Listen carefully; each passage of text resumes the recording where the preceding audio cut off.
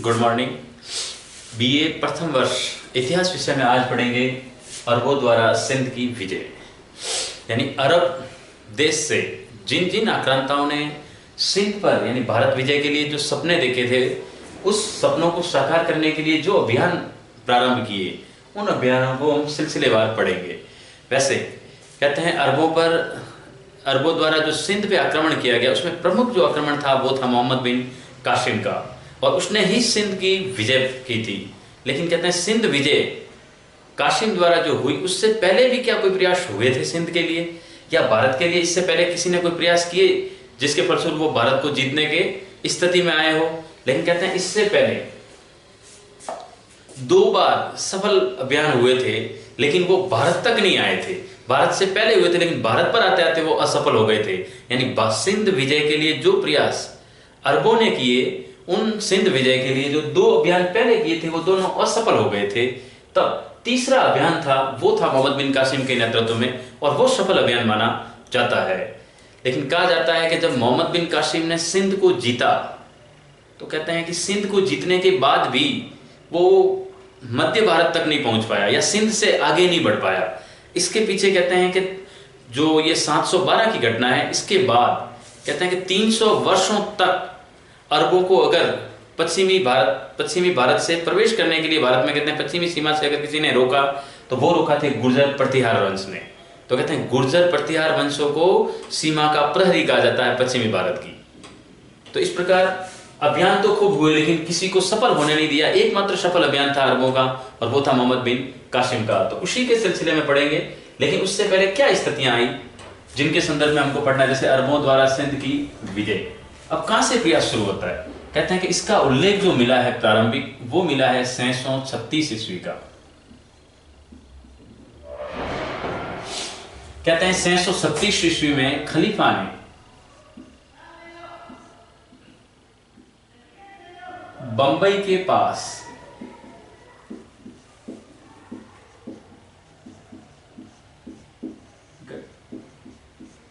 ठट्टा पर आक्रमण किया था। ठट्टा एक स्थान है बंबई के निकट, ठट्टा पर आक्रमण हुआ। तो ये पहला अभियान माना जाता है 636 ईस्वी का। लेकिन कहते हैं फिर भी वो इनसे आगे तक नहीं बढ़ पाए थे, यहां तक आए थे। लेकिन इसके बाद क्या घटना घटित होती है, इसके सिलसिले में अगर देखें तो कहते हैं कि जो श्रीलंका है, उस लंका पर आक्रमण के लिए क्या हुआ, खलीफा था, खलीफा का एक प्रतिनिधि था हज्जाज।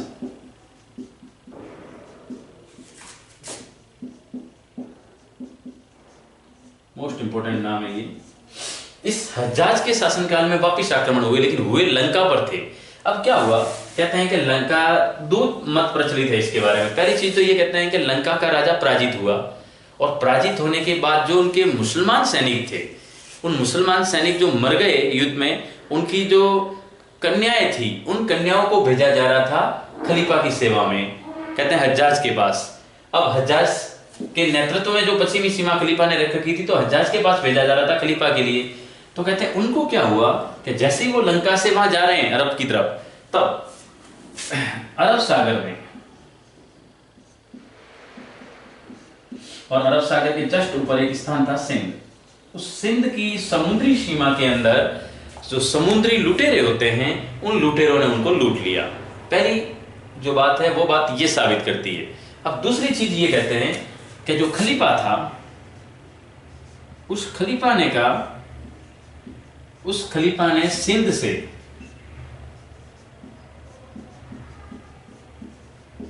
दासियां व अमूल्य धन या अमूल्य उपहार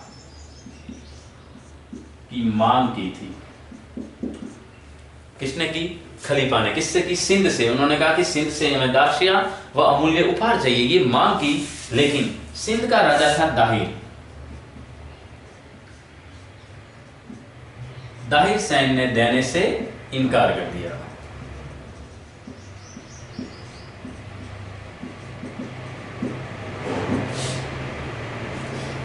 साफ बात है। पहला तो ये कि जब खलीफा के प्रतिनिधि जो हज्जाज है, उसके पास जो लंका से यानी कहते हैं लंका के शासक ने भी इस्लाम धर्म स्वीकार कर लिया था। उसके बाद वहां से जो कन्याएं थी और कुछ उपहार थे वो भेजे जा रहे थे अरब। तब कहते हैं उसको सिंध के आसपास समुद्री लुटेरों ने लूट लिया। तो कहते हैं कि इसकी वजह से ये खलीफा नाराज था सिंध से, तो वो सिंध से बदला लेना चाहता था और सिंध के राजा को कहा था कि उनको सजा दी जाए, लेकिन सिंध के राजा दाहिर ने उनको सजा नहीं दी, किनको, समुद्री लुटेरों को। अब क्या होता है, दूसरा मत ये कहता है कि खलीफा ने सिंध से दासियां व अमूल्य उपहार की मांग की थी, जिसे सिंध के राजा दाहिर सेन ने देने से इनकार कर दिया। तो कहते हैं इसके कारण भी इन्होंने आक्रमण किए। अब 2 आक्रमण होते हैं यहाँ, लेकिन दोनों असफल आक्रमण होते हैं, यानी वो जीत नहीं पाते। तब कहते हैं खलीफा का एक भतीजा था, 17 वर्षीय भतीजा, नाम था मोहम्मद बिन कासिम।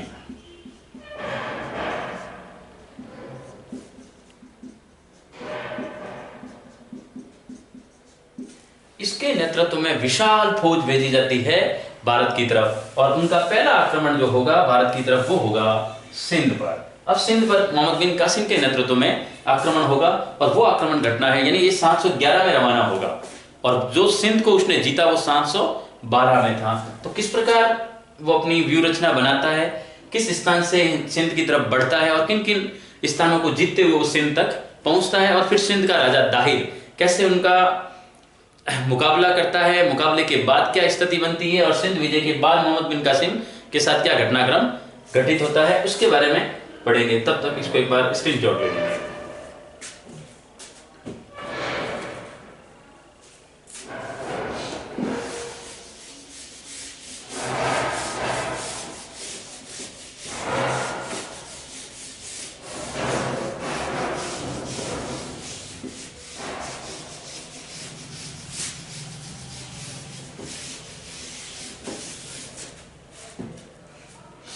अब क्या होता है,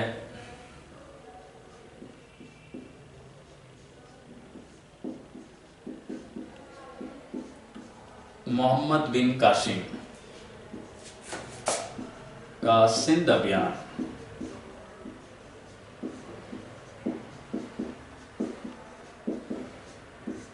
ठीक है, बड़ा महत्वपूर्ण अभियान है। इस अभियान में क्या होता है, जब वो सिंध अभियान की तरफ बढ़ेगा तब कहते हैं इससे पहले वो जिस स्थान पे आता है वो स्थान था देवल।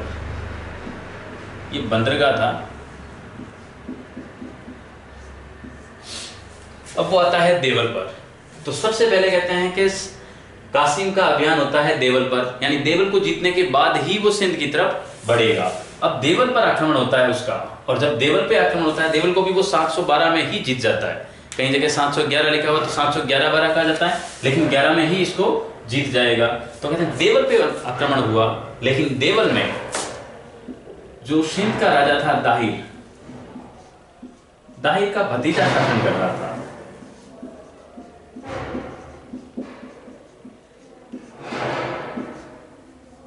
ठीक है, अब दाहिर का भतीजा जो शासन कर रहा था उसने कहते हैं इसका कासिम का जबरदस्त प्रतिरोध किया, और कहते हैं बाद में इसकी विशाल फौज के सामने ये टिक नहीं पाया और पराजित हो जाता है। कौन? दाहिर का भतीजा।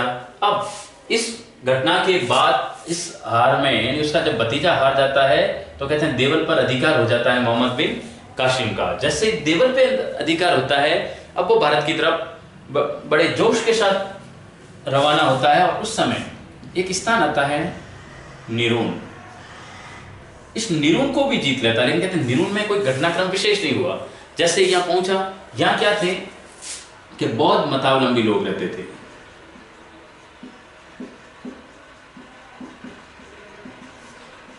ठीक है, बौद्ध मत को मानने वाले, उन्होंने क्या हुआ कि थोड़ा बहुत प्रतिरोध हुआ, उसके बाद इन्होंने समर्पण कर दिया। तो इस प्रकार निरून पर भी अधिकार हो गया किसका?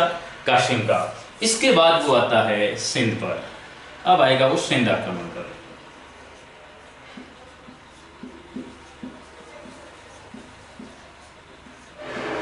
ये घटना है 712 ईस्वी की।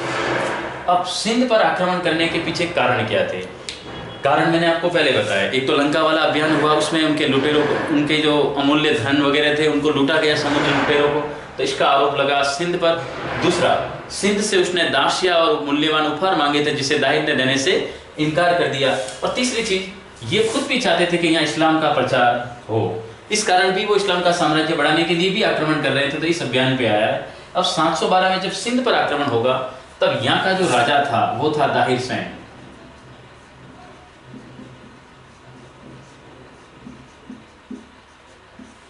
ठीक है, अब दाहिर सैन यहाँ बड़ा मुकाबला करेगा, लेकिन एक बार दाहिर सैन का पूरा पारिवारिक पढ़ लेते हैं इतिहास। इसके दो पत्नियां थी, एक थी रानबाई और एक थी लाडो देवी। ठीक है, अब जो रानबाई है, कहते हैं कि इससे दो पुत्रियों का उल्लेख मिलता है। एक थी सूर्या देवी और दूसरी थी परमल देवी। ठीक है, ये किससे थी? रानबाई से, यानी कि दाहिर सैन ने शादी कर रखी थी दो से, एक लाडो और एक रानबाई से। कहते हैं कि रानबाई से इसकी शादी पहले हुई थी, जिससे एक लड़का भी था जिसका नाम जय सिंह था। वो कहते हैं कि कालांतर में ब्राह्मणाबाद स्थान है, वहां विरोध भी करेगा, किसका? मोहम्मद बिन कासिम का, लेकिन वो ब्राह्मणाबाद में रहेगा। लेकिन तब तक क्या था यहाँ स्थिति समझो ये। लेकिन रानबाई से उसके दो पुत्रियां भी थी, परमल देवी और सूर्या देवी। कालांतर में क्या हुआ, जब परमल देवी और सूर्या देवी बड़ी थी, तब कहते हैं कि अपनी पुत्री की उम्र की एक और लड़की थी लाडो देवी या लाड देवी, उससे उसने विवाह कर लिया। यानी ये जो लड़की थी ये इसकी पुत्रियों के बराबर उम्र की थी। अब जब सिंध पर आक्रमण होगा, तब कहते हैं जो सिंध पे आक्रमण हुआ वो ऐतिहासिक युद्ध रावर का युद्ध कहलाता है।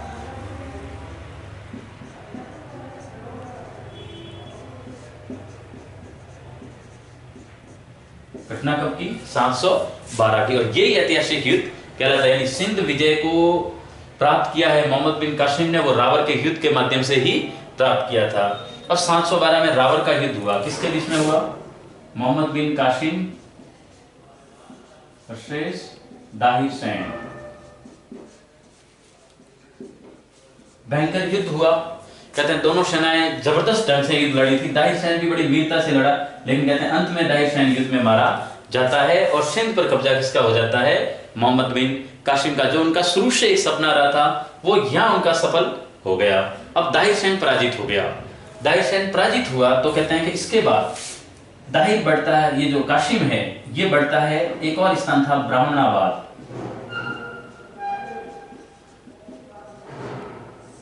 ये भी घटना 712 की है।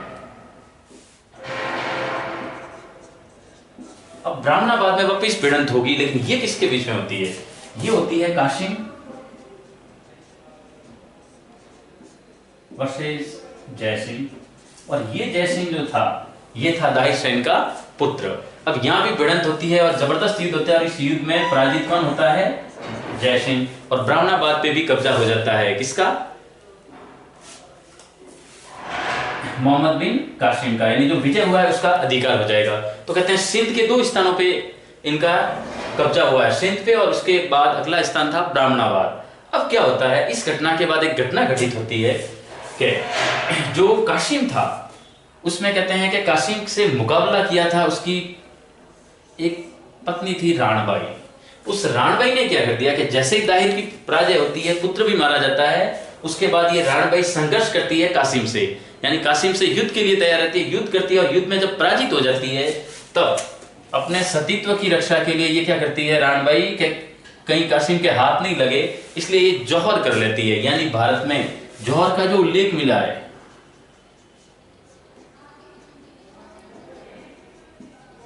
वो प्रथम बार सिंध में ही मिला है, सिंध में। और वो कौन थी?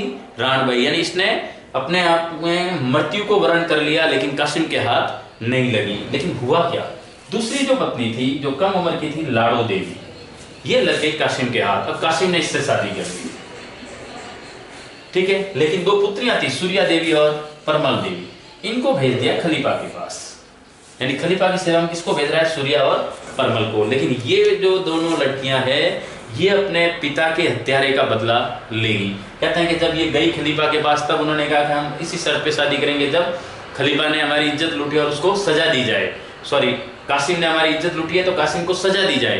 तो कहते हैं कि उसी समय वो आदेश देता है खलीफा कि कासिम को मार करके मेरे सामने पेश किया जाए। तब जब वो उसके सैनिक जाते हैं कासिम के पास तो कहते हैं कासिम खूब मना करता है कि ऐसी कोई चीज़ नहीं हुई है, लेकिन फिर भी खलीफा का आदेश था। तो कहते हैं मारा जाता है कासिम, उसको वहाँ लाया जाता है। तब सूर्या देवी और परमल देवी खुश होती है। तो कहते हैं इस प्रकार उसने उस खलीफा से मतलब खलीफा उसको प्राप्त करता है, इससे पहले ही अपने पिता के हत्यारे का बदला ले लिया था। और बाद में कहते हैं सूर्या देवी और परमल देवी का जब ये राज खुलता है तो खलीफा उनकी तरफ बढ़ता है। उससे पहले ही सूर्या और परमल भी कहते हैं कि जो एक दुर्ग था वहाँ अरब में, उससे नीचे गिर करके छलांग लगा करके अपने आप को मौत का वरण कर लेती है। यानी ये भी मृत्यु का वरण कर लेती है, लेकिन उनके हाथ नहीं लगती। लेकिन दोनों मरने से पहले अपने पिता के हत्यारों को सजा दिलवा देते हैं, और वो था मोहम्मद बिन कासिम। अब क्या होता है कि ये तो एक घटना मात्र है कि भाई इसमें बारे में ये चीज बताई गई है, लेकिन वो बड़ा ब्राह्मणाबाद ये घटनाबाद की है। जब वो वहां पहुंची तब तक उसने ब्राह्मणाबाद भी जीत लिया था कासिम ने। और उसके बाद एक और घटना घटी हुई थी, और वो थी मुल्तान विजय।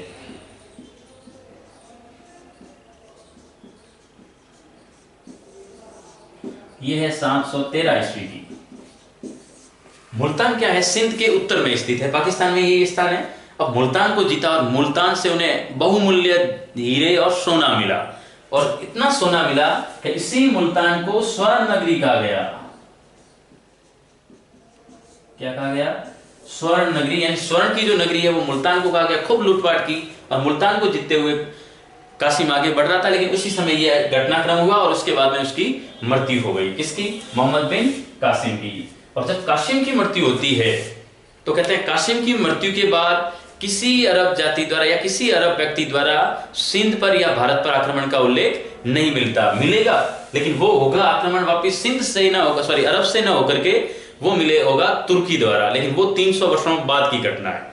इसका मतलब ये हुआ कि इन 300 वर्षों में ऐसी भारत में कौन सी राजनीतिक शक्ति थी जो इतनी संगठित रही कि किसी की हिम्मत नहीं हुई कि भारत की तरफ आक्रमण कर सके। दूसरा, इन अरबों ने जो अभियान किया, इन अरबों की विजय के बाद क्या इनका भारत पे कोई प्रभाव पड़ा? कहते हैं कि अरबों का भारत पे प्रभाव पड़ा या नहीं पड़ा? इन अरबों पर भारत का प्रभाव जरूर पड़ा है। इसके बाद अरबों की हिम्मत नहीं हुई कि वो आगे बढ़ सके, क्योंकि यहाँ जो वीरांगनाएं थी उन्होंने भी बड़ा जबरदस्त प्रयास काम किया था, और कहते हैं इन्होंने भी अपने पिता के हत्यारे को सजा दिलवा दी थी। तो कहते हैं सिंध विजय के बाद वो आगे नहीं बढ़ पाए, और जब वो आगे नहीं बढ़ पाए तो कहते हैं यहाँ की जो संस्कृति थी, यहाँ के जो खान पान, वेशभूषा, पहनावा, यहाँ के जो रीति रिवाज थे, उन रीति रिवाजों का असर किसके ऊपर पड़ा? सिंध अरबों पर भी पड़ा। और अरबों ने इसके बाद वहां बहुत प्रयास किए कि भारत को जीतने की कोशिश की जाए, लेकिन भारत में पश्चिमी सीमा पर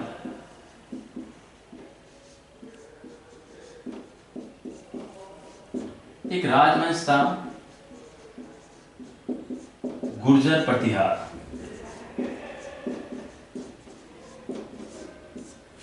इन गुर्जर प्रतिहारों ने इनको आगे नहीं बढ़ने दिया, और कहते हैं इन्हीं गुर्जर प्रतिहारों ने 300 वर्षों तक भारत की पश्चिमी सीमा को सुरक्षित बनाए रखा। लेकिन जब गुर्जर प्रतिहारों का कहते हैं कि पतन होगा, उसके बाद एक नया लुटेरा आएगा हिंदुस्तान की तरफ, और वो आएगा महमूद गजनवी। यानी ये जितने भी आक्रमणकारी आएंगे ये सब लुटेरे थे, लुटेरों की फौज लेकर के यहाँ हिंदुस्तान की तरफ बढ़ रहे हैं, क्योंकि ये हिंदुस्तान की अकूत संपत्ति को लूटना चाहते थे। यहाँ इन लोगों का एक ही पर्पज था, हिंदुस्तान की अतुल धन संपत्ति को लूटना और इस्लाम का प्रचार करना। दूसरा, ये कोई राज करने के उद्देश्य से नहीं आए। लेकिन कहते हैं गोरी भी आया, वो भी लुटेरा ही था, वो भी लूटने ही आया था। लेकिन गोरी के बाद गोरी अपने गुलामों को छोड़ के चला जाएगा, तब कहते हैं भारत में इस्लाम जो राज्य है उसकी स्थापना होगी। लेकिन उससे पहले जितने भी आए वो सिर्फ लूटने के उद्देश्य से आए थे, इसलिए वो लुटेरे कहलाए। तो कहते हैं भारत की संपत्ति पर सबका ध्यान था और इसी वजह से वो आएंगे, लेकिन वो तुर्की कहलाएंगे, यानी वो तुर्क से आक्रमण करेंगे। सिंध से ये एकमात्र सफल अभियान माना जाता है जो कहते हैं अरब से जो आक्रमण हुआ वो अरबों का एकमात्र सफल अभियान माना जाता है, वो है मोहम्मद बिन कासिम का जो सिंध पर अभियान हुआ था। इस प्रकार सिंध अभियान बड़ा महत्वपूर्ण अभियान है, लेकिन इतना अभियान महत्वपूर्ण होते हुए भी सिंध को विजय करने के बाद भी अरबों की आगे हिम्मत नहीं हुई कि वो भारत की तरफ बढ़ सके। भारत के मध्य सीमा में अगर कोई प्रवेश करेगा तो वो पहला आक्रमणकारी होगा महमूद गजनवी। इससे पहले किसी ने कोई आक्रमण भारत के अंदर तरफ कोई नहीं पहुंच सका, ऐसा कोई आक्रमणकारी जो अरबों का था। तो कहते हैं ये अरबों का सफल अभियान माना जाता है। कल के टॉपिक में हम नेक्स्ट चैप्टर को लेकर के आएंगे, तब तक के लिए धन्यवाद।